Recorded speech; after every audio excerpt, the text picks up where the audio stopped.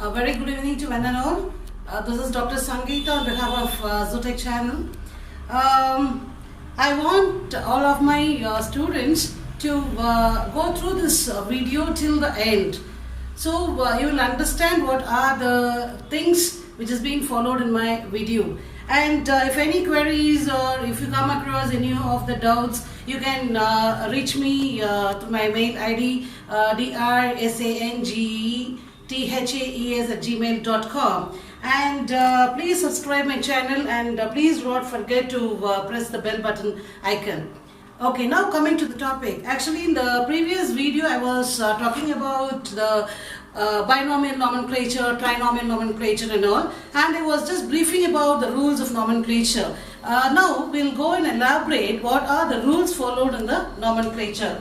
What are the rules of nomenclature? So the scientific name should be utilized in printed form, and if handwritten it should be underlined separately. Say for example, take a common cockroach. So this cockroach, you call it as Periplaneta americana. Periplaneta. You call it as Periplaneta americana, in which P is written, P is the genus and the small a is the species name. So always genus name should be written with the capital and the species name should be mentioned with the small letter. So the generic name first alphabet should be in the uppercase, the specific name should be in the lowercase. So the scientific names of any two organisms, they are not similar, and the name or the abbreviated name of the scientist who first publishes the scientific name may be written after the species name along with the year of publication. That is the main rule here. Say for example, if you take lion, you call it as Felis leo. You call it as Felis leo. You can, and the author is Lin, Linn. Or you can say as Felis, that is the genus name, Leo, N, and which year he found it, in the year 1758. So this is the rule. Okay, and if the species name is framed after any person's name, the name of the species shall ending with AE. Alright. It should be ending with AE. Or if you have more authors, they might found it, you have to write as et al. Okay. So for example, a new species of a ground dwelling lizard, that is you call it as Cryptodactylus, has been discovered and named after the scientist Varadgiri. That is Cryptodactylus Varadgiri. The Cryptodactylus is the common name for the lizard. So it was been discovered by the scientist called Varadgiri. So you have to write Cryptodactylus Varadgiri. Okay, fine. Now I think you have understood the concept of the rules of nomenclature. And then coming with the other subtopic, the concept of species. So species is the basic unit of classification. So this term species was coined by whom? It was coined by John Ray. So concept of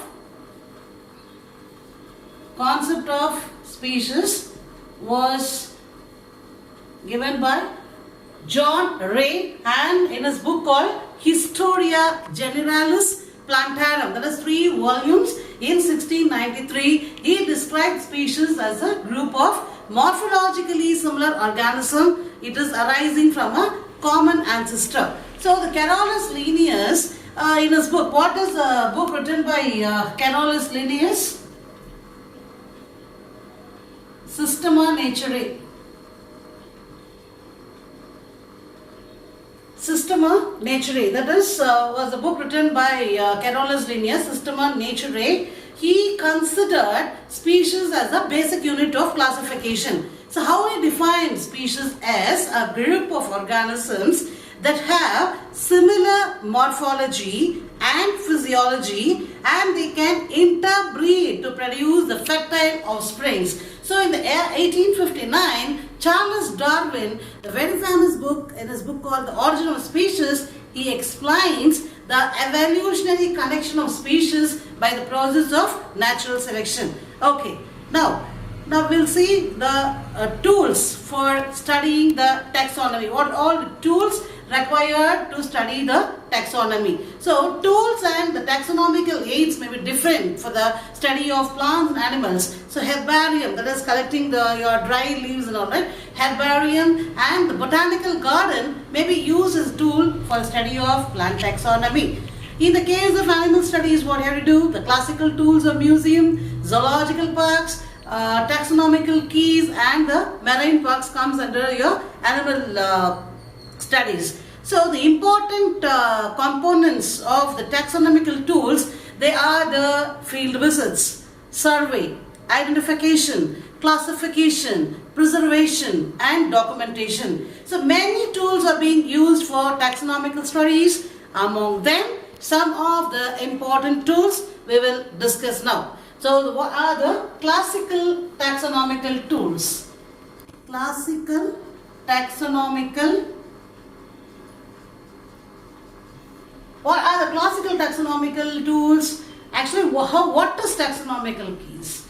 They are based on the comparative analysis of the similarities and dissimilarities of the organisms. You have to see the similarity characters of the organism and dissimilarities. What is the dissimilar between the organisms? So there are separate keys for different taxonomic categories.